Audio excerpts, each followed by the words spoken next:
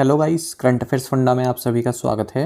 मैं हूं आपके साथ अभिषेक शर्मा और आज के इस वीडियो सेशन में हम 7 नवंबर तक के सभी इंपॉर्टेंट करंट अफेयर्स कवर करने वाले हैं। हमेशा की तरह आप इस वीडियो को अंत तक जरूर देखिएगा। आज भी आपको काफ़ी कुछ जानने के लिए मिलेगा। सेशन की शुरुआत हमेशा की तरह क्वेश्चन ऑफ द डे से करते हैं। इसका आंसर आपको अभी कॉमेंट बॉक्स में करना है। पूछना है कि भारत में कितनी भाषाओं को शास्त्रीय भाषा के रूप में मान्यता प्राप्त है। How many languages are recognised as classical languages in India. Options हैं 8, 6, 11 या फिर 15। तो जल्दी से आप आंसर कर दीजिए, फिर हम आगे बढ़ते हैं। और इसी तरह के क्वेश्चंस यदि आप प्रैक्टिस करना चाहते हैं तो हमें टेलीग्राम पर जरूर ज्वाइन करें। करंट अफेयर्स फंडा नाम से हमारा टेलीग्राम चैनल है।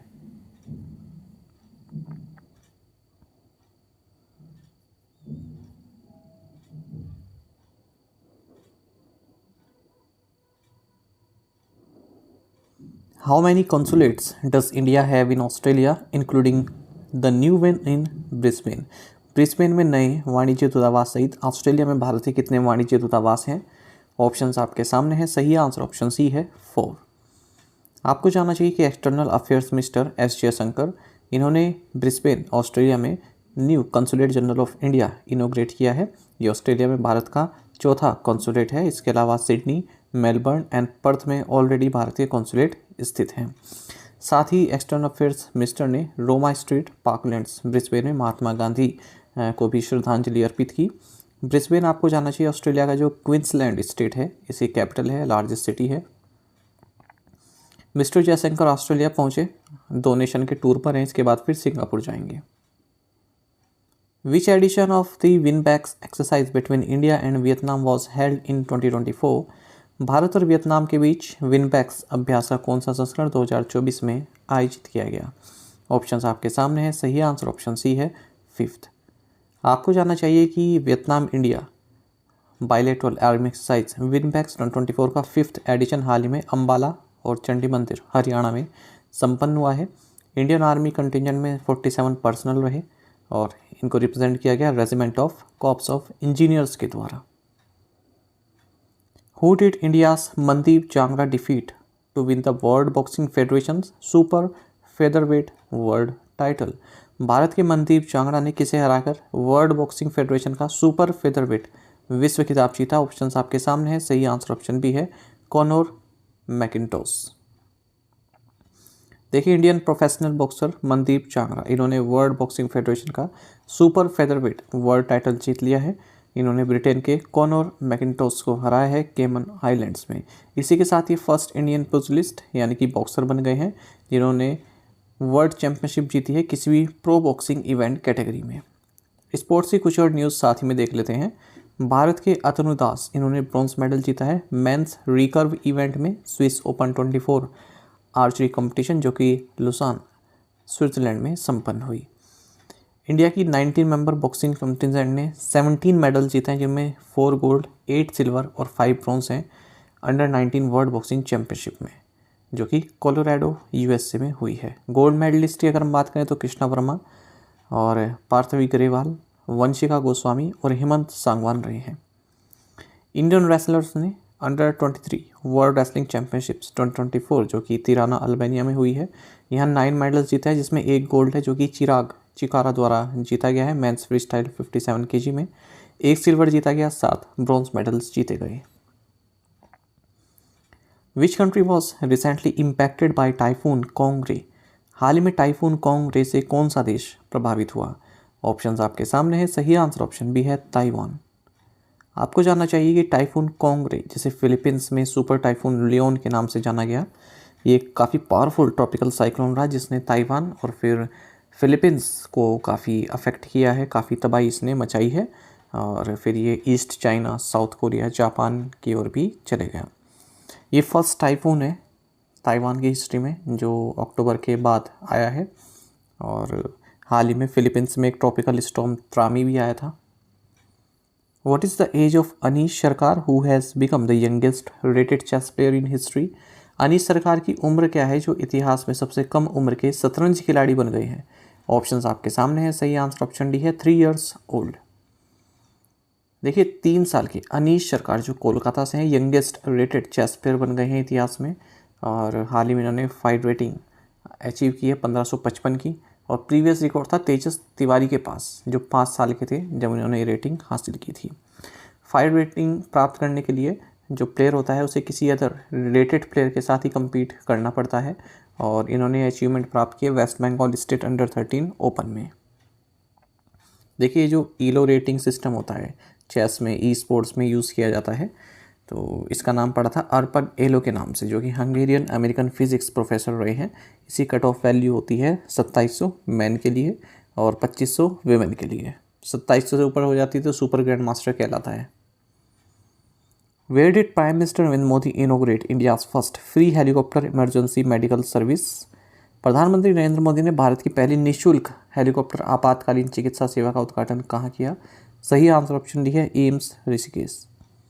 देखिए प्राइम मिनिस्टर नरेंद्र मोदी ने इंडिया की first free helicopter emergency medical service को इनोग्रेट किया है एम्स ऋषिकेश में। ये इनिशिएटिव संजीवनी योजना के तहत लिया गया है ताकि जो रिमोट एरियाज़ हैं उत्तराखंड में वहाँ पर मेडिकल सर्विसेज प्रोवाइड की जा सकें।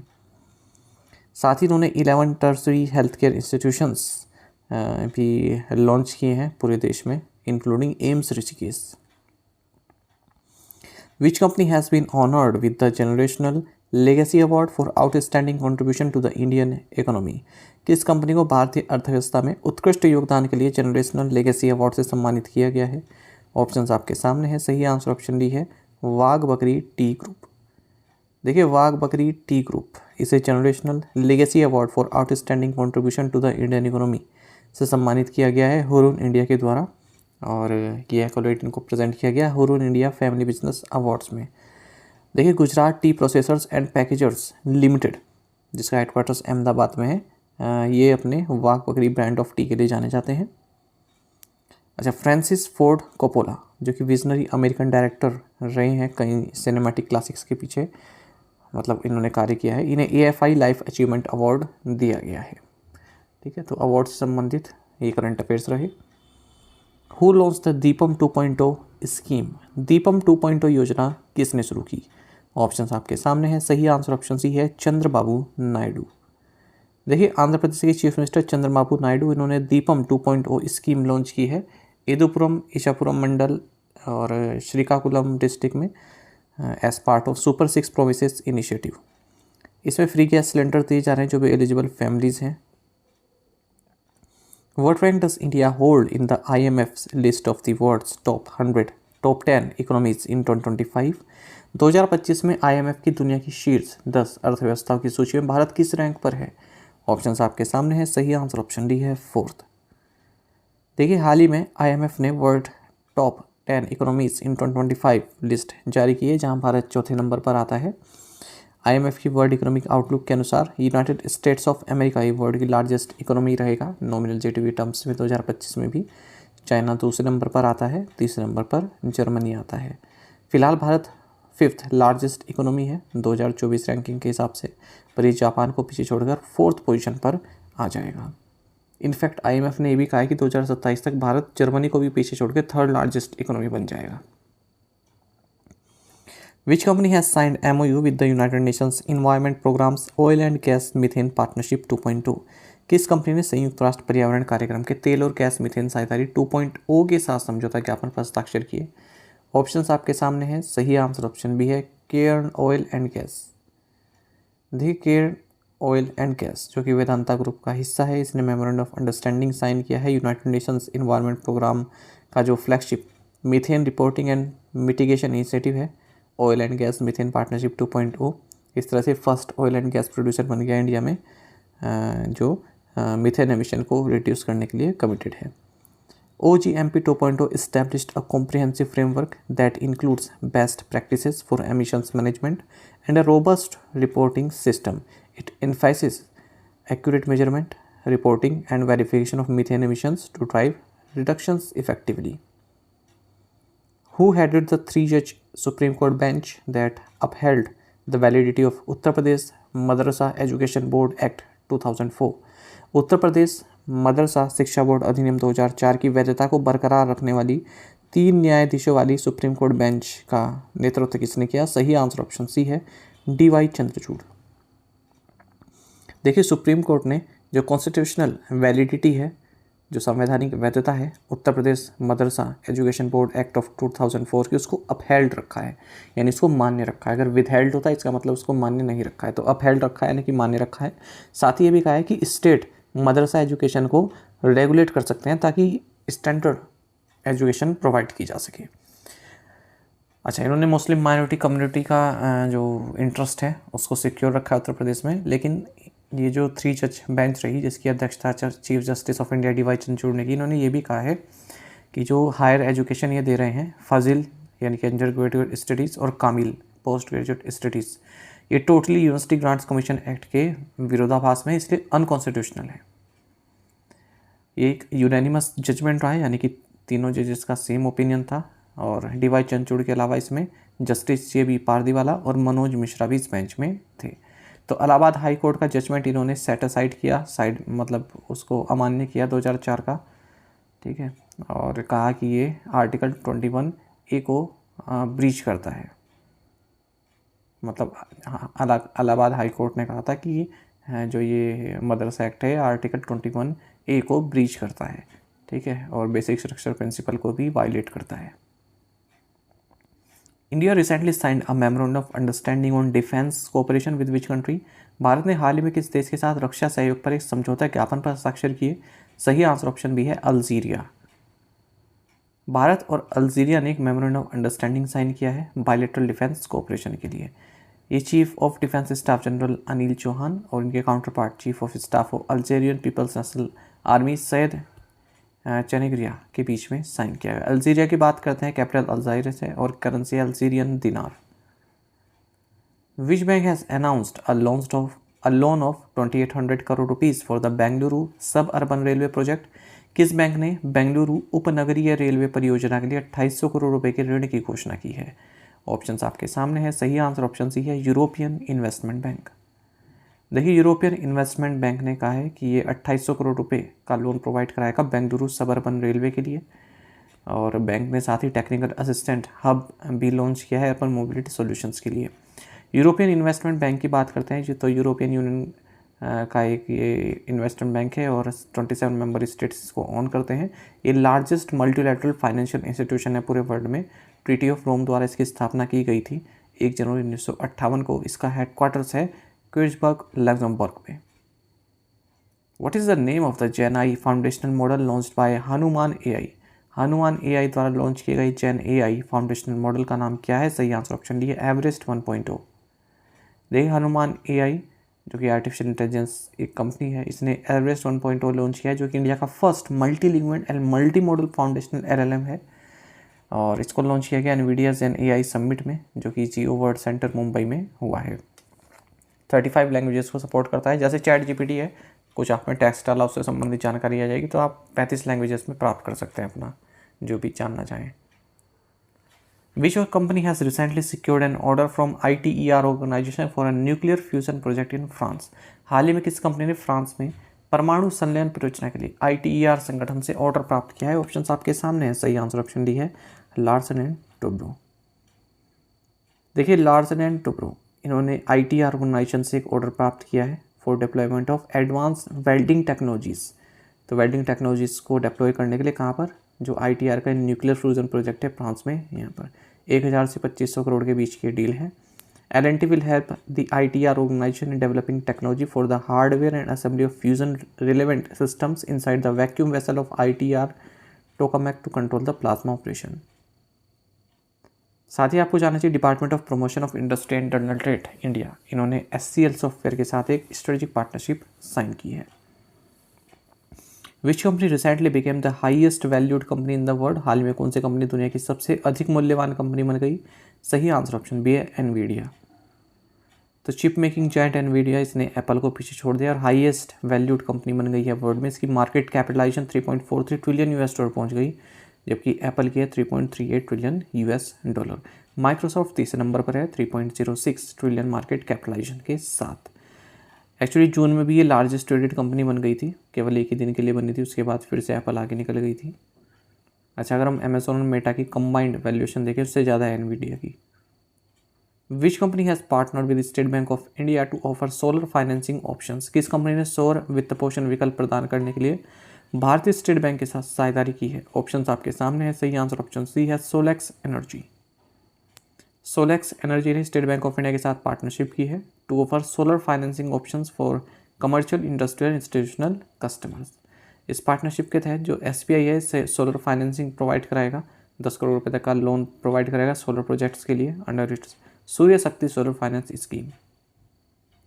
अगस्त में Tata power solar systems limited ने आईसीआईसीआई बैंक के साथ भी एक एग्रीमेंट किया था सोलर यूनिट्स को फाइनेंस करने के लिए, मतलब जो कस्टमर चाहते हैं लोन वगैरह उसके लिए।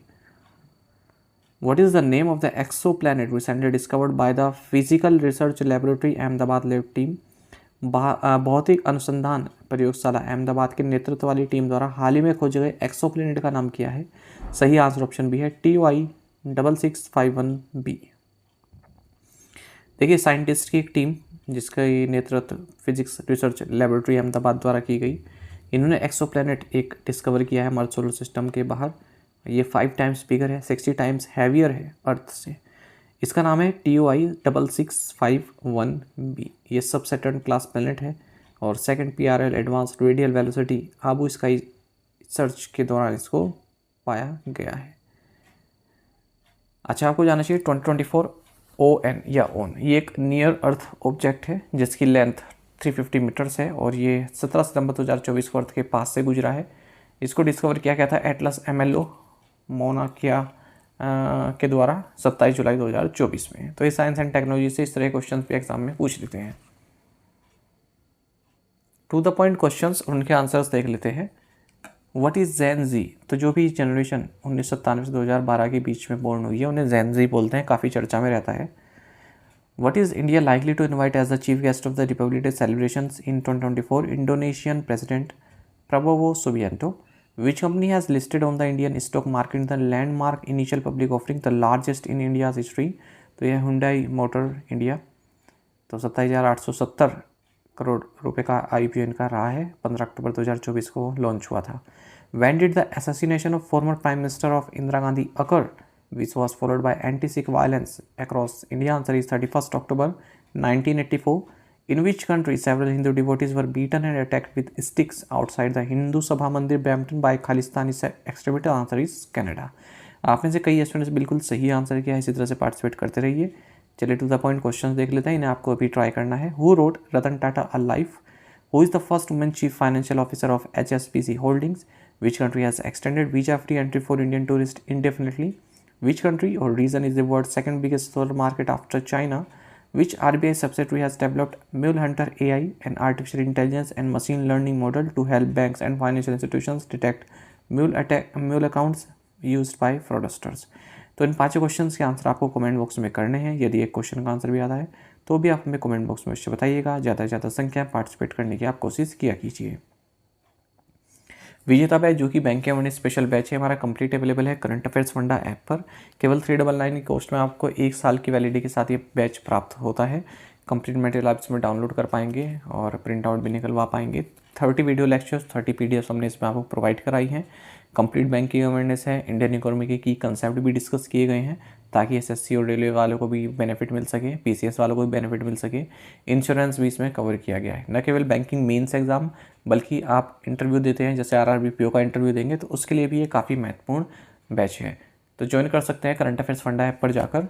यदि आप हमारे daily current affairs PDF, weekly PDF, monthly PDF और हर महीने के banking and economic awareness PDF चाहते हैं तो करंट अफेयर्स फंडा का 1 year मेंबरशिप प्लान आप ज्वाइन कर सकते हैं, जिसका लिंक आपको वीडियो के डिस्क्रिप्शन में या फिर फर्स्ट कमेंट में मिल जाएगा।